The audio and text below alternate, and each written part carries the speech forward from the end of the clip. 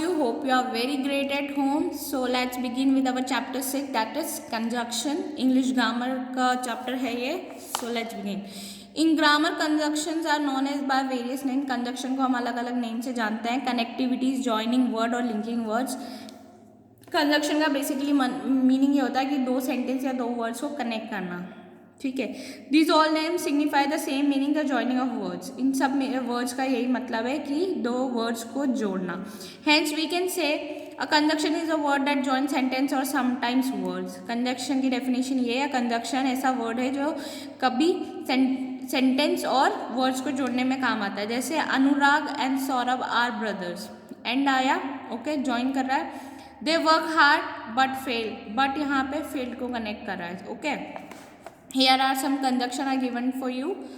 Either or, so that, so as to, as soon as, no sooner than, so that, in order that, as long as, so long as. ठीक है. हम इनको अभी पढ़ेंगे. Either और. These are used for option between two things. Either is used to before first thing while or is used to before the second thing.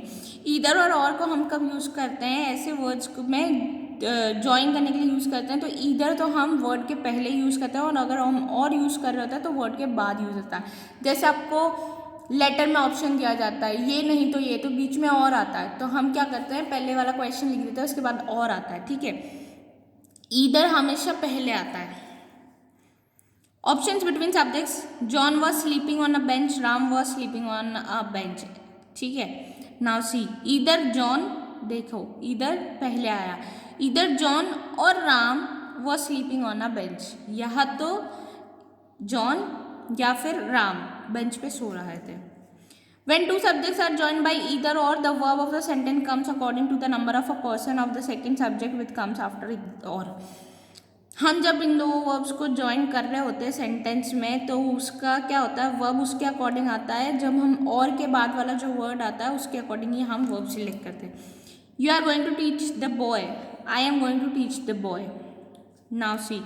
Either you or I am going to teach the boy. अब दो बड़े बड़े sentence है हमने either और का use करके छोटे कर दिए. Option between object. See. Mohan teaches John. He teaches Mary. Mohan teaches either John or Mary. Option between adjectives. He is intelligent. He is diligent. He is either intelligent or diligent. Option between action. We can eat now. We can eat after the show. We can either eat now or after the show. Okay. You have a given exercise. आपको खुद complete करना है. Okay.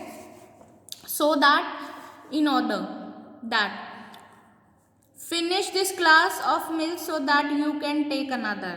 इस milk के glass को जल्दी से ख़त्म कर दो जब भी तुम और ले सकते हो. Okay. Finish the glass of milk so that you can take another. ये दो सेंटेंस को कनेक्ट करना है. Show me your book so that I can see what you have done. Okay. Again दो वर्ड्स को कनेक्ट कर रहा है. In both the sentence given above, there are two parts of each sentence joining together each of so that or by in order that the second part express the reason or cause of the first part. second part में क्या होता है first part का reason explain किया जाता है. Okay. तभी ये अलग अलग सेंटेंस को कनेक्ट करता है. एक्सरसाइज अगेन आपको खुद कंप्लीट करना है. As long as, so long as. Okay. आप दोनों में से दोनों के बारे में पढ़ते हैं.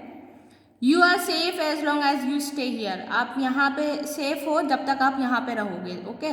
तो as long as you are in the class you will have to work. जब तक जितनी देर तक आप क्लास में रहेंगे आपको उतनी देर वर्क करना पड़ेगा. So long can be use in above sentence without changing the sense of sentence. So long as you stay here you are safe. जितनी देर आप यहाँ रुकेंगे आप सेफ हैं. दोनों का मीनिंग सेम है. या तो आप ये यूज़ कर सकते हैं या आप ये यूज़ करते हैं. So long as you are in the class, you will have to work. Okay.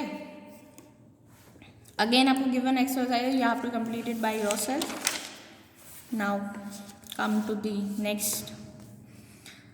As soon as, no sooner than. When two actions start at almost the same time, as soon as or no sooner than is used. जब दो action same time पे perform हो रहे थे तब हम इनको use करते हैं. I reach the school the bell ring.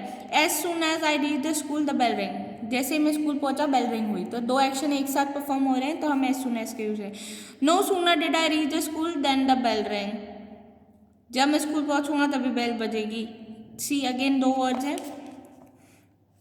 No sooner is use beginning of the first clause and did is commonly use for no sooner. Okay, did हम कब यूज करते हैं, एक तो बिफोर क्लॉज के पहले यूज करते हैं, और डिड हमारा नो सूनर के आफ्टर यूज होता है। ठीक है, no sooner did I reach the school then the bell ring.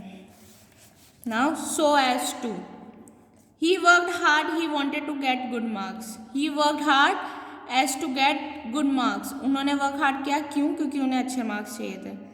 The second clause joined by so as to in the reason of the first is clause, while the first clause joined by so as to the main action is given। First sentence में हमारा main action दिया हुआ होता है और second sentence में हमारा इसका परफॉर्मेंस वो बताते हैं, एक्शन बताते हैं कि क्या हो रहा है। Okay, again you have all the given exercise, kindly do it by yourself and you can check your answers over here। So we have completed our one more chapter of grammar। Thank you, have a great day।